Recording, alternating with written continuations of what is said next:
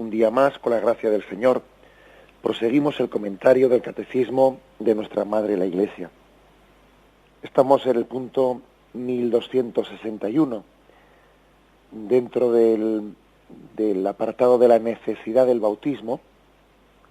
Habíamos dejado pendiente este punto referente a los niños que mueren sin bautismo. Un punto interesante que muchas veces ha sido objeto de preguntas pues por parte de muchos oyentes. En cuanto a los niños muertos sin bautismo, dice, la Iglesia solo puede confiarlos a la misericordia divina, como hace en el rito de las exequias por ellos.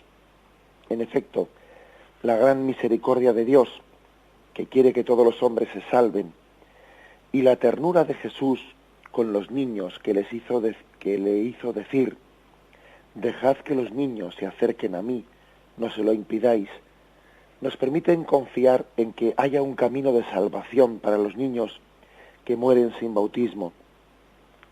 Por esto es más apremiante aún la llamada de la Iglesia a no impedir que los niños pequeños vengan a Cristo por el don del santo bautismo.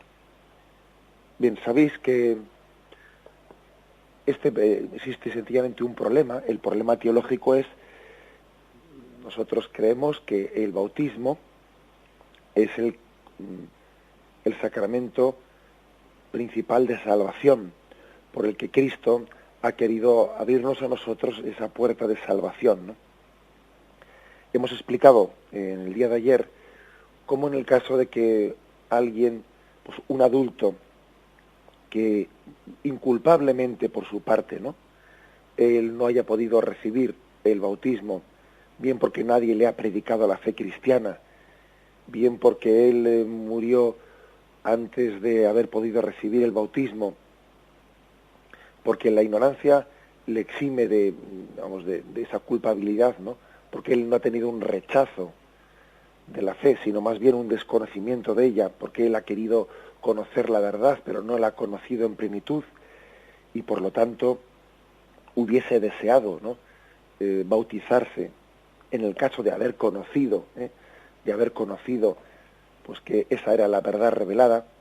Bien, decíamos que Dios tiene otros caminos extrasacramentales de salvación para esas personas, ¿no?, y que Dios juzgará el grado de conocimiento que han tenido en su interior, ¿no?, de la verdad, de la bondad, el grado de apertura o de cerrazón que han tenido pues a esa verdad de Cristo, que solamente Dios puede conocer el interior de la conciencia y saber en ella pues, si el hombre ha sido sincero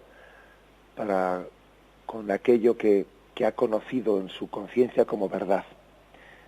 Bien, pero hay un problema, claro, y el problema es: a los adultos que han muerto sin bautismo, Dios les juzgará según lo que en su conciencia han conocido como verdad. Pero la pregunta es: ¿y qué pasa con los niños que no han tenido uso de razón, no han tenido conciencia y ya han muerto sin el bautismo? Porque claro, a estos no cabe aplicarles eso de que Dios les juzgará por lo que en su interior hayan conocido como verdad. Claro, porque han sido inconscientes, han sido niños que no han llegado a tener conciencia. Luego a estos niños no cabe aplicarles eso que hemos dicho de que si el bautismo de deseo, o si ellos han conocido o no han conocido, si han tenido un rechazo culpable o no, si más bien la ignorancia les ha eximido. Pero claro, es que en este caso concreto, pues hay que decir que no cabe aplicar esos principios, ¿no? Y es por esto, por lo que en algunos momentos, ¿no?, nunca como magisterio de la Iglesia, o sea, la Iglesia nunca ha sido doctrina de la Iglesia católica la existencia del limbo, pero sí ha sido una proposición teológica por parte de muchos teólogos, incluso santos padres, la existencia del limbo como un estado, digamos, de felicidad natural, pero en el que no es el cielo, sino que es una felicidad natural en el que al que podrían ir las almas de aquellos niños que habían muerto sin el bautismo. Se intentaba pues solventar este problema de explicación teológica, pues recurriendo al limbo, ¿no? Y como digo, pues ¿ha sido doctrina católica? No, no lo ha sido. Ha sido una proposición teológica, un intento de explicación, pues de algunos teólogos. Tal y como están hoy en día las cosas, ¿se puede seguir creyendo en el limbo? Es un tema libre, es un tema libre en el que la Iglesia no se ha definido dogmáticamente. Por lo tanto, si alguien cree en la existencia del limbo, está en su derecho. Está en su derecho y no se le puede calificar de hereje, o si alguien, por supuesto, cree lo contrario, tampoco. Ahora, es verdad que este punto del catecismo, sin dejar zanjada la cuestión, porque los catecismos no están para... Un catecismo no pretende ponerse a discutir sobre cuestiones que están abiertas, pero sí que es verdad que la explicación que da este punto del catecismo es más tendente a decir que habrá otros caminos de salvación para que esos niños vayan al cielo. El punto desde el catecismo se inclina más por el no que por el sí al limbo, se inclina más por ello. Por eso dice que viene como a decir que la Iglesia confía a la misericordia divina a esos niños y que tienen la confianza de que el Señor tendrá otros caminos, otros conductos de salvación que nosotros desconocemos. Y además dice que tenemos el apoyo para confiar en ello, pues saber de cómo el Señor ha mostrado una voluntad salvífica universal,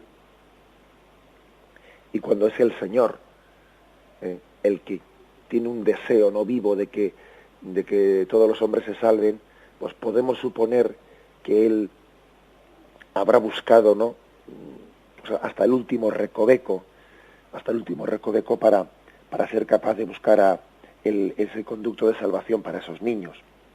Y especialmente cuando conocemos que Jesús tenía esa predilección por los niños y pedía que se dejasen, que esos niños se acercasen a Él.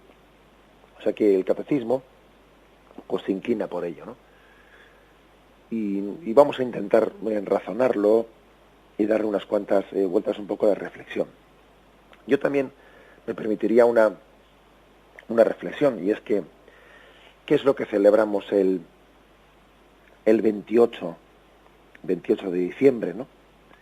El 28 de diciembre se celebra los santos inocentes. Ojo, que se llaman santos inocentes, ¿no? Aquellos niños que fueron sacrificados por Herodes y que la Iglesia no únicamente pues cree que están en el cielo, sino que les llama santos. Como os podéis imaginar, aquellos niños murieron sin bautismo, claro. Murieron sin bautismo. Bueno, pero la Iglesia les llama santos. ¿Por qué les llama santos? O sea, pues decir, y esto ha sido desde siempre, incluso cuando los teólogos tendían a creer que existía el limbo, ¿no? Siempre hemos estado celebrando la fiesta del 28 de diciembre. Bueno, pues la explicación es que estos niños habían muerto en vez de Cristo. O sea, Herodes había intentado matar al niño Jesús, no lo había conseguido, y en ese intento, ¿no?, propio de un corazón cegado como era el de Herodes, pues había sacrificado a otros niños en vez de Jesús. Entonces, desde el principio la tradición dijo, bueno, esos niños, de alguna manera con su vida, habían entregado su sangre por Cristo. Bien, pero no cabe decir que eran mártires en el sentido pleno de la palabra, porque ser mártir supone entregar la vida de una manera conscientemente, ¿no? Bien, pues yo me hago la siguiente reflexión. Si nosotros creemos que esos niños, los santos inocentes, están en el cielo, porque sin saberlo, ¿no? Sin saberlo, habían muerto en vez de Jesús, ¿cuánto más, no? Tenemos que pensar que estos niños que mueren sin bautismo también estarán en el cielo, porque al fin y al cabo no es que ellos mueran en vez de Jesús, sino que Jesús muere en vez nuestro. Jesús muere en vez nuestro en el sacrificio de la cruz, porque su entrega, la entrega de Cristo, consciente, plena y voluntaria, la que suple, ¿no?, esa muerte, la muerte física, la muerte eterna a la que el hombre podría estar destinado, ¿no? O sea que por lo tanto la misma fiesta de los santos inocentes nos tendría que hacer reflexionar para inclinarnos pues por lo que este catecismo se inclina, ¿no? El hecho de que no exista el limbo, sino que también exista ese camino de salvación pleno pues para esos niños, y que Dios tenga su conducto, su forma especial de darles la gracia. Hay también otro detalle, ¿no?, de esas cositas que son pues perlas auténticas preciosas, ¿no?, que es que en la encíclica de Juan Pablo II, Evangelium Vitae, en la encíclica sobre el don de la vida, el don sagrado de la vida, hay un momento en el que el Papa habla del tema del aborto, escribiendo a las madres que han realizado abortos, ¿no?, que han sido culpables de haber abortado a uno de sus hijos. Y el Papa les abre el corazón a estas madres, ¿no?, y les dice, en el número 99 del Evangelium Vitae, les dice: si aún no lo habéis hecho, abríos con humildad y confianza al arrepentimiento. El Padre de toda misericordia os espera para ofreceros su perdón y su paz en el sacramento de la reconciliación. Os daréis cuenta de que nada está perdido y podréis pedir perdón también a vuestro Hijo, que ahora vive en el Señor.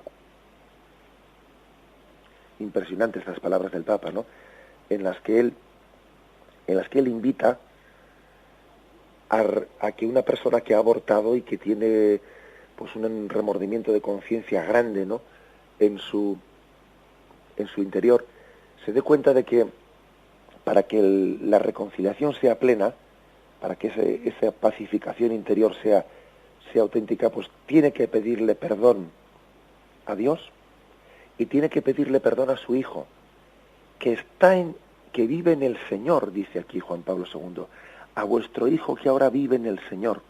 O sea que aquí, aunque sea de rebote, aquí Juan Pablo II estaba afirmando que ese niño que está abortado vive en el Señor. Vivir en el Señor es una expresión sinónima a estar en el cielo. Vivir en el Señor no tiene otra explicación sino la de estar en el cielo. Es hermosa esta reflexión de Juan Pablo II, ¿no? Con mucha frecuencia, las madres que han abortado suelen sufrir pues un síndrome de auténtica depresión después de haber abortado. No se perdonan a sí mismas, no se perdonan. Tienen una tendencia depresiva muy grande. Incluso han surgido iniciativas de apoyo de asistencia psicológica también de los grupos pro vida a las madres que han abortado, ayudándolas también, ¿no?, a sanar, a ayudarles a saber arrepentirse, ¿no?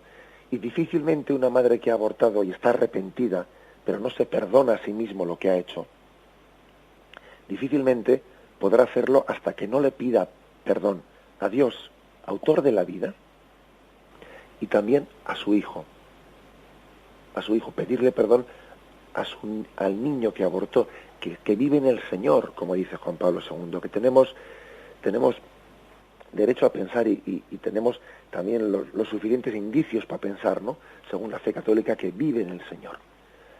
Nadie puede reconciliarse con sí mismo si no se reconcilia con Dios y si no se reconcilia también con el prójimo al que ha ofendido. Porque todo pecado, aparte de ser también como una ofensa, una falta de respeto para contigo mismo, primero ha sido una ofensa a Dios y luego ha sido una ofensa al prójimo. En el caso del aborto es muy claro. El pecado del aborto es un pecado, en primer lugar, contra Dios, autor de la vida, y un pecado contra ese niño, al cual Dios le había dado la vida y tenía derecho a vivir. Por eso la madre que ha abortado no será capaz de perdonarse a sí misma, de buscar paz, mientras que no haya sido capaz de pedir perdón a Dios profundamente en el sacramento de la confesión y perdón a su hijo. Incluso yo he conocido algún caso de alguna madre que, fruto de ese remordimiento tremendo, ¿no?, después de haber abortado, pues que pasa el tiempo y no es capaz de reconciliarse consigo misma, que incluso tiene hasta el riesgo de buscar de una manera indebida como otro embarazo con cualquier persona, pues para querer tener un hijo, para reparar pues el aborto que cometió antes, hasta de una manera desequilibrada. Yo también he visto eso, ¿no? Y recuerdo haberle dicho, no busques eso, es decir, no busques un embarazo ahora fuera del matrimonio, queriendo como en esa ansiedad, ¿no?, reparar, ¿no?, pues la vida que le negaste a aquel hijo. No hagas eso. Más bien, pide perdón a Dios profundamente por aquel hijo y pide perdón a tu hijo, aquel hijo a quien sacrificaste. Bien, como vemos, pues, esta intuición de Juan Pablo II, el Evangelium Vitae, pues era muy intuitiva, ¿no?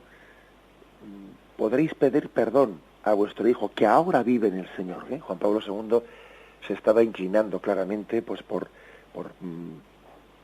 esa creencia firme en que también esos niños que han muerto sin bautismo están en el cielo. Bien, vamos a hacer una reflexión y continuamos enseguida. Si recordáis, en la lectura que hemos hecho de este punto del Catecismo, decía que la Iglesia confía a la misericordia divina pues el destino eterno de estos niños que han muerto sin bautismo, como hacen el rito de las exequias por ellos. Y bueno, pues es que también es bueno que nos fijemos en estos ritos de exequias, y cómo la Iglesia reza por estos niños y lo hace con esa confianza de ponerlos en manos de Dios. Dice, por ejemplo, una de las oraciones: recibe las súplicas de tus fieles, Señor, y conforta con la esperanza de tu misericordia a quienes se sienten abatidos por la pérdida de un hijo. Oh Dios, conocedor de los corazones y consuelo del espíritu, tú conoces la fe de estos padres que lloran la muerte de su hijo. Concédeles la ayuda de tu divina misericordia. Fijaros que en estas peticiones que hace la Iglesia en los textos de la exequia de unos niños no bautizados, está insistiendo mucho en la petición para que sea consuelo, para que la oración de la comunidad cristiana que celebra esa exequia sea consuelo para esos padres, para esos padres. Bueno, es verdad que cuando la comunidad cristiana celebra podemos decir, el funeral de un niño que ha muerto bautizado, incluso no le llama funeral, le llama pues una misa especial, una misa de gloria. Cuando celebramos el funeral de un niño que ha muerto bautizado, la Iglesia tiene hasta una liturgia especial, ¿no? Y esa liturgia especial pues llega a llamarle pues una misa de gloria. Y el sacerdote no se viste de morado, se viste de blanco y celebra pues una certeza plena, casi una proclamación gloriosa de que ese niño que ha muerto bautizado pues goza plenamente de Dios en el cielo. Cuando el niño ha muerto sin bautizar, pues la Iglesia no tiene esa tradición de celebrar la misa de gloria, pues porque precisamente existe ese problema teológico, ¿no?, del tema del limbo. Pero sin embargo, vamos a acercarnos a ver cómo la Iglesia pone en manos de Dios y confía en que Dios tiene sus caminos propios. No entra la Iglesia a ver qué caminos son esos. Pero fijaros, a lo largo de la historia de la Iglesia, muchos teólogos han hecho el esfuerzo de decir, ¿y cómo llegará esa salvación de Dios a esos niños? Y han dado distintas explicaciones. Voy a echar yo mano de algunas explicaciones que han dado algunos teólogos. Por ejemplo, Sauras afirma que estos niños que han muerto sin ser bautizados obtienen la gloria del cielo por el voto real del bautismo, es decir, porque existía un voto, un deseo real de sus padres de haberles bautizado en caso de que hubiesen nacido. Otro autor, Baudés, afirma otra cosa distinta. Afirma que estos niños obtienen la salvación en razón de la solidaridad con Cristo, que a mí francamente me convence mucho más que la explicación anterior, en razón de la solidaridad con Cristo. Es decir, si los niños, los inocentes, ¿no?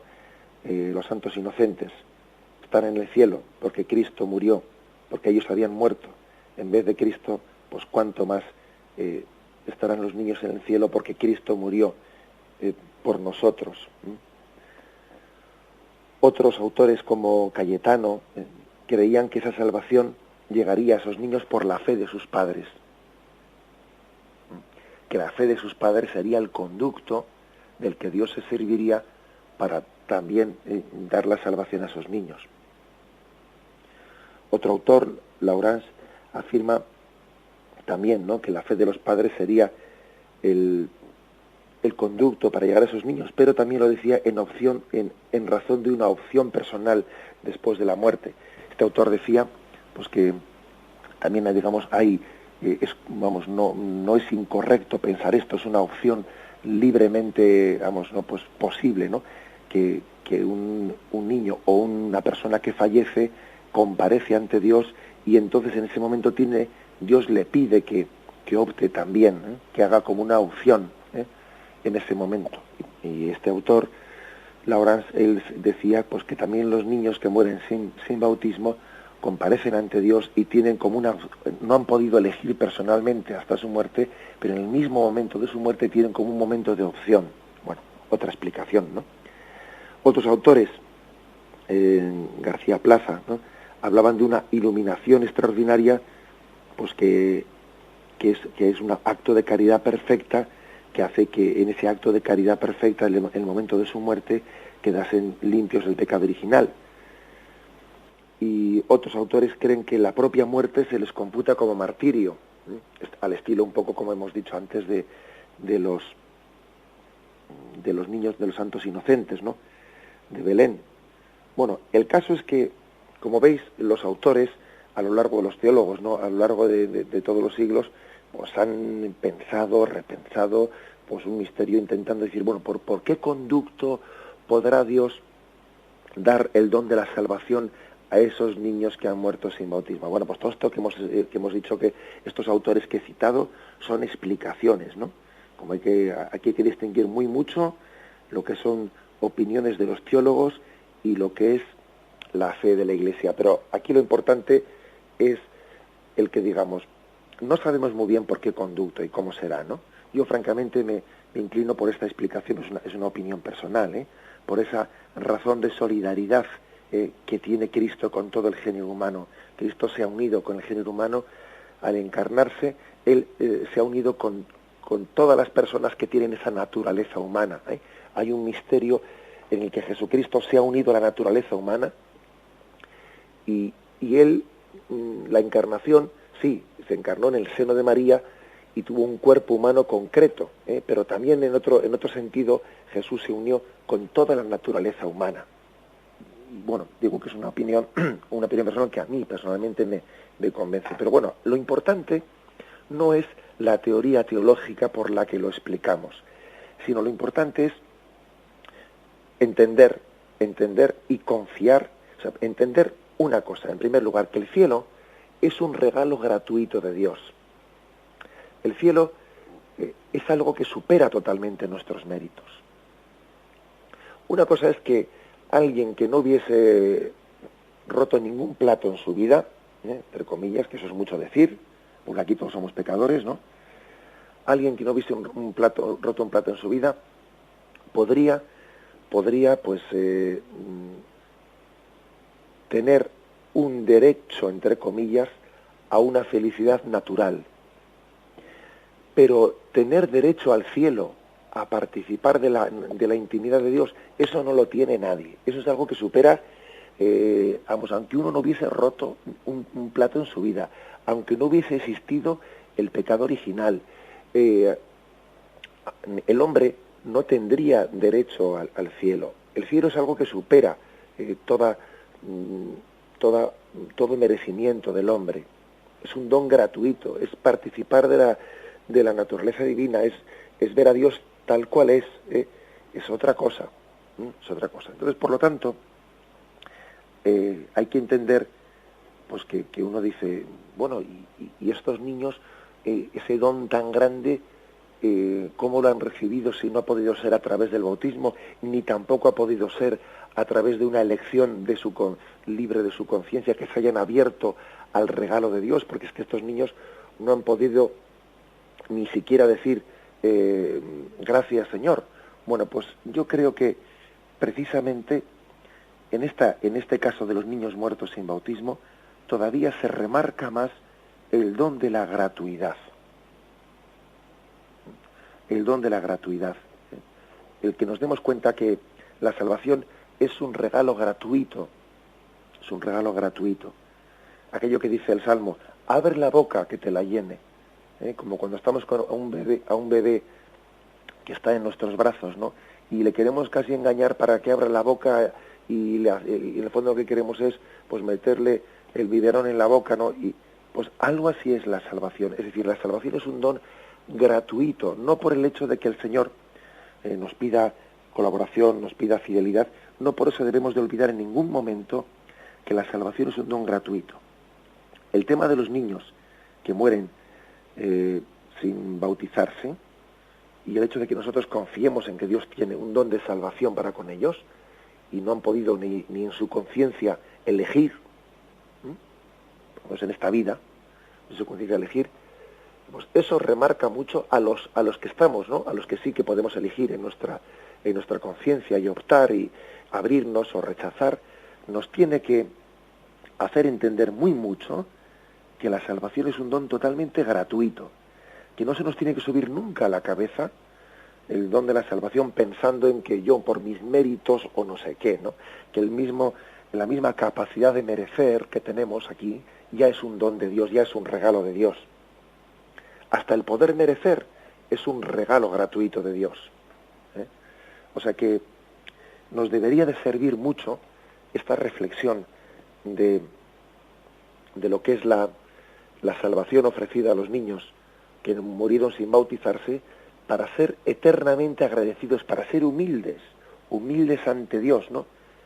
Y repetir muchas veces en nuestro interior, Señor, por pura bondad, por pura gracia, por puro amor, por pura misericordia, ¿no? Me ofreces la salvación. Es bueno que veamos el caso de estos niños para nosotros hacer esa reflexión de gratitud.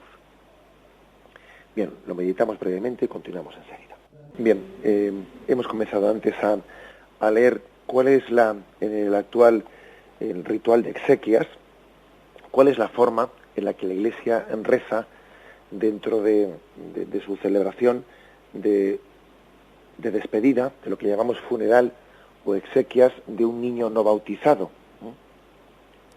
Bien, pues fijaros, comienza en el domicilio, cuando va el sacerdote a buscar el cadáver del niño al domicilio, si es que es así, que muchas veces hoy en día pues ya sabemos que las cosas son distintas, porque muy poca gente muere en su domicilio, pero bueno, allí se hace la siguiente monición.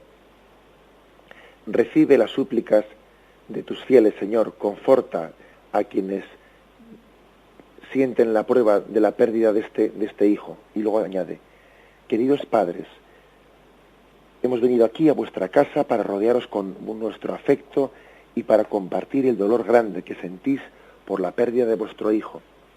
Resulta realmente difícil aunar el inicio de una vida con este fin brusco, pero aunque no comprendamos los caminos de Dios, sabemos que Él continúa amándonos nos ponemos en sus manos, que el Dios de todo consuelo os conforte en esta hora difícil. Oremos pues por ellos, y porque la misericordia infinita de Dios creemos que habrá sido conducto para que Dios los haya acogido en sus brazos, como acogía Jesús a los niños que se acercaban a Él. Oremos pues por ellos y pidamos que el Señor mismo sea su fuerza. O sea, como veis, la Iglesia encomienda a esa misericordia de Dios porque confiamos, ¿no? Confiamos en que Dios los acoge. El rito, leo también otras oraciones más, ¿no? que la Iglesia celebra en este caso de exequias, ¿no? Dice también cuando se hace en la Iglesia, la celebración que hoy nos congrega junto a estos padres nos sume en un dolor y también en una esperanza, nos congrega en una esperanza. Este pequeño no necesita ciertamente de nuestra plegaria, pues esperamos que Dios, en su inmensa misericordia, lo habrá acogido ya en sus brazos, como acogía Jesús a los niños que se acercaban a Él. Padre sí necesita nuestra plegaria, nuestro consuelo, nuestro gozo. Oremos pues por ellos y pidamos al Señor que Él mismo sea su fuerza en la hora difícil. ¿Veis? Como veis en esta oración que se hace en la Iglesia, se llega a decir con atrevimiento que estos niños no necesitan de nuestra plegaria. O sea, se dice casi de una manera, no sin casi, de una manera equivalente a los niños que han muerto bautizados. Por lo tanto, la Iglesia confía en ese conducto extrasacramental para que también los niños que han muerto sin bautismo reciban el don de Dios. Insiste esta exequia de los niños que han muerto sin bautismo, insiste mucho en el consuelo de los padres, porque es verdad que, pues que para los padres que han vivido con un gozo tremendo y una esperanza tremenda, pues el embarazo, pues el momento de la muerte de un niño, pues es muy duro. Y también incluso a veces suele ser muy duro, pues el cierto desconsuelo de que haya muerto sin bautizarse, porque también el mismo hecho del bautismo, pues es un consuelo, ¿no? Un consuelo para los padres. Y fijaros que en las oraciones, propiamente, ¿qué es lo que se pide? Recibe la súplica de tus fieles y conforta con la esperanza de tu misericordia a quienes se sienten abatidos por la pérdida de su hijo. Es decir, la oración se dirige principalmente para los padres y se pide que sean confortados con la esperanza de esa misericordia de Dios para con sus hijos, que ese abatimiento que tienen por la muerte de su hijo sea compensado con la esperanza de que la misericordia de Dios se va a desbordar en ese niño, aunque haya muerto pues sin el bautismo, ¿no? Dice la otra oración alternativa: oh Dios conocedor de los corazones y consuelo del espíritu, tú conoces la fe de estos padres, dales el consuelo de creer que el hijo cuya muerte lloran está en manos de tu misericordia. Dales el consuelo de creer. Aquí no se trata de un falso consuelo, sino de un verdadero consuelo. Porque a veces la palabra consuelo pues tiene otro matiz, ¿no? Aquí el que no se consuela es porque no quiere, decimos. Y parece que entonces el consuelo es un falso consuelo. No. Aquí la petición es un verdadero consuelo. Dale a estos padres el consuelo de que ese hijo cuya muerte lloran está en manos de tu misericordia, está en manos de la bondad divina, ¿no? O sea, fijaros de nuevo, por lo tanto, lo que estamos, cómo la Iglesia reza, ¿no? Es verdad que no hace una liturgia de gloria, como lo hace en el caso de la muerte de un niño bautizado, es verdad. Pero, sin embargo, confía plenamente en ese niño, a la misericordia divina, y confía pues en que Dios tiene otros caminos de salvación. Leo también alguna oración más. Oh Dios, Padre bueno y justo, inclinándonos humildemente ante el misterio de unos designios que no comprendemos, te pedimos que escuches nuestras súplicas, ilumines las tinieblas en que nos sume el dolor y nos concedas vivir eternamente contigo y con este niño en la felicidad de tu reino. O sea, la Iglesia dice, acompaña el dolor de los padres y pide que nos conceda vivir eternamente en el cielo con Dios y con ese niño. Yo creo que esto es bastante claro lo que está pidiendo la Iglesia aquí. Está pidiendo ese don y creo que, bueno, pues como hemos dicho, es un tema que no está definido dogmáticamente, ¿no? Pero también se dice eso de lex orandi, lex credendi, es decir, aquello que la Iglesia ora es lo que la Iglesia cree. Si como vemos la Iglesia en la liturgia está orando y pidiendo estar en el cielo, que estemos en el cielo junto con Dios y con ese niño que ha muerto sin bautizarse, si lo ora es porque lo cree. Si hace esa oración, pues esa oración confiada es porque tiene pues una fe en que ello es así, ello es posible por la misericordia divina. En el momento de llegar al cementerio, pues pasa algo por el estilo, dice esta oración, esta monición: hermanos, confiados en que este niño está en las manos de Dios, que ama infinitamente todo cuanto Él mismo ha creado, en este momento en que el cuerpo de este pequeño va a ser llevado al sepulcro, pidamos a Dios que conceda a sus padres y familiares la fortaleza necesaria para sobrellevar cristianamente su dolor. Todos oran un momento en silencio y a continuación se añade la siguiente oración. Se omite la aspersión del cuerpo. ¿Por qué se omite la aspersión del cuerpo? Pues porque como el niño no ha sido bautizado, no tiene sentido que se le esté asperjando con el agua bendita, porque el agua bendita no hace sino evocar, recordar el bautismo. Entonces, en el rito de los niños que han muerto sin bautizarse se suele omitir la aspersión con el agua, porque sería un rito que no tendría ese significado. Entonces, no estaría evocando, no estaría recordando el bautismo con el que fue consagrado como hijo, ¿no? Bueno, entonces se omite eso, pero se sigue pidiendo lo mismo. Se sigue pidiendo lo mismo. Todos oran un momento en silencio y después se dice: te pedimos, Señor, que Santa María, Madre de Dios, que estuvo al pie de la cruz del Hijo que moría, comunique su fe y su fortaleza a estos padres que están como ella afligidos, los socorra y les alcance el premio eterno. O sea que curiosamente la Iglesia casi se centra más en pedir por los padres que por el niño.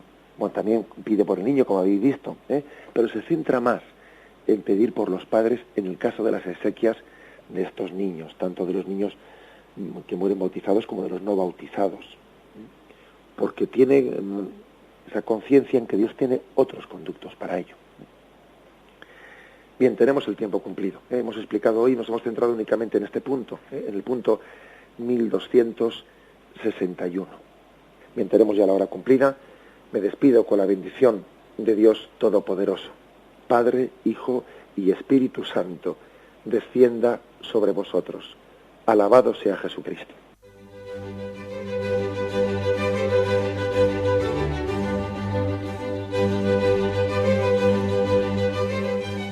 Finaliza el Catecismo de la Iglesia Católica, un programa dirigido por Monseñor José Ignacio Munilla, obispo de San Sebastián.